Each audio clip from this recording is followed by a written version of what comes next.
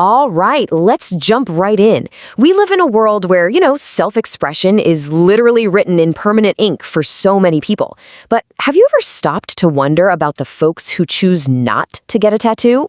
It's so easy to just not think about it. But the choice to stay a blank canvas? Turns out there's a really fascinating psychological story there. So that's the big question we're tackling. Tattoos are everywhere you look. They're telling stories, they're marking big moments in life, they're art. But right in the middle of this whole culture of ink, there's this quiet, very deliberate choice to, not participate. And we're going to dig into the psychology behind that. Now, it's easy to think that not getting a tattoo is kind of the default setting, right? Like, it's a non-decision. But what the psychology tells us is nope. Not at all. It often points to a really complex set of reasons that reveal a ton about how a person thinks, how they see themselves, and even how they look at the future. And that brings us perfectly to our first big idea here, what we can call a future-proof mindset. This is all about the way some people think way beyond just the here and now, and how that shapes a decision as permanent as getting a tattoo. Do these questions sound familiar? What if I change? What if I'm not the same person in 10 years? What if I end up hating this?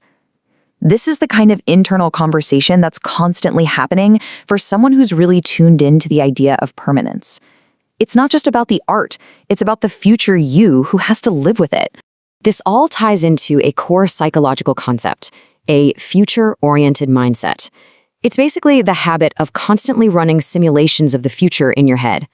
For people who do this, their identity isn't some fixed thing. It's always growing, always changing. And a permanent mark can feel like trying to nail down a version of yourself you know you're just going to outgrow. And hey, this isn't just some abstract thing about the future. It's also about a very practical, down-to-earth risk assessment. People are weighing the definite things, like, pain and the fact that it's forever, against all the potential downsides, like what other people might think, or, that little voice of regret down the line.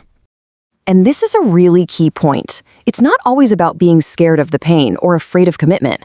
A lot of the time, it's about valuing your own flexibility, wanting the freedom to grow and change without being stuck with a label literally etched into your skin from a past chapter of your life. So let's move on to our second theme, which really builds on this idea. It's all about where your sense of self actually comes from. See, for a lot of people who choose to stay unmarked, their identity is built from the inside out. This little comparison here really breaks it down.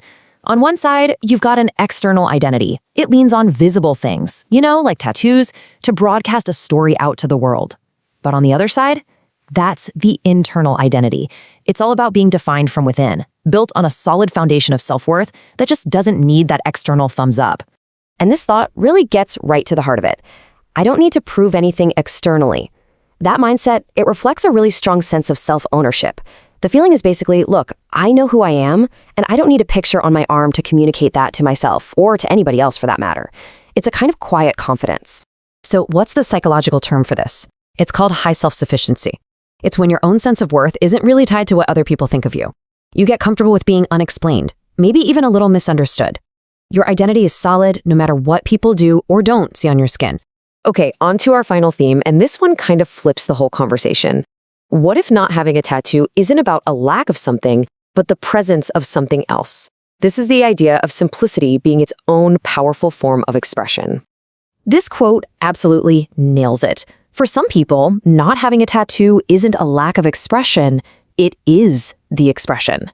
Think about it like minimalism in art or design. The clean, unmarked space is a deliberate choice. The absence of ink is the statement. And of course, just because your skin isn't your canvas doesn't mean you're not expressing yourself, right?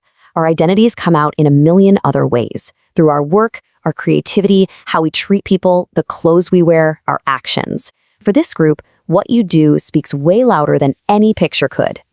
All right, so let's pull all these different threads together. What's the big takeaway here? What does the psychology of the unmarked really tell us? I think it boils down to this. Choosing not to get a tattoo is an active decision. It is not passive. It's just as deliberate and full of meaning as the choice to get one. It just reflects a different set of values, a different way of looking at the world.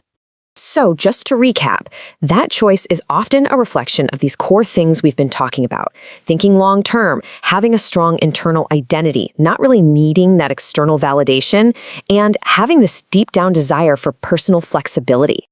So, at the end of the day, the choice to stay unmarked isn't about being boring or uninspired. It's just a different way of thinking. A different way of thinking about who you are, about permanence, and about yourself. And that's the thought I want to leave you with. So the next time you see someone without any ink, maybe instead of seeing an absence of a story, you'll see a totally different kind of story. One about foresight and internal confidence and a quiet kind of expression. What is that blank canvas really saying? It's definitely something to think about.